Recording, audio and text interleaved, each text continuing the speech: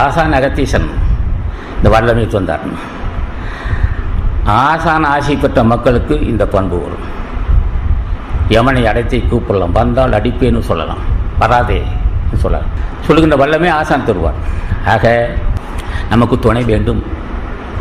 பெரியோர் துணை கொண்டு ஒரு வல்வி அதிகாரம் இருக்கு. இங்கே என்ன தான் வல்லம் இருந்தாலும் உன் செய்த வேணா வந்து குறுக்க நிற்கும். எப்படியோ பூஜை செய்வான், ஆனால் குறுக்க வந்து நின்றுக்கிட்டு தடுக்கும்.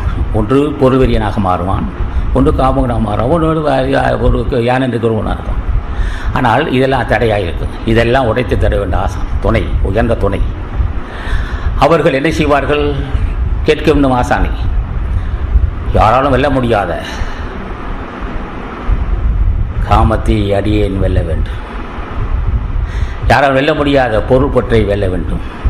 யாராலும் வெல்ல முடியாத யானென்ற கர்வத்தை உடைத்தெறிய வேண்டும். யாராலும் வெல்ல முடியாத கோபத்தை தடுக்க வேண்டும்.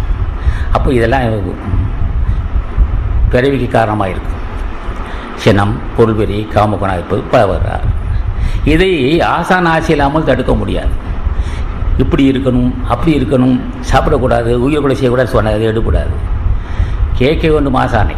நான் உயிர் கொலை செய்யாதிருக்க ஆற்றல் வேண்டும், புலால் உண்டாதுகின்ற ஆற்றல் வேண்டும். ஆக எதிலையும் என் பிறவிக்கு காரணமான எந்த செயலும் எனக்கு நான் செய்யாதிருக்க வேண்டும். அதான் சொல்லுவார். மன தூய்மை, செய் வினை தூய்மை இரண்டும், இனம் தூய்மை தூவா வரும் வள்ளுவர். மன தூய்மை எப்படி வரும்? ஆசானை பூச்சி. ஆசான் யார் என்றான்?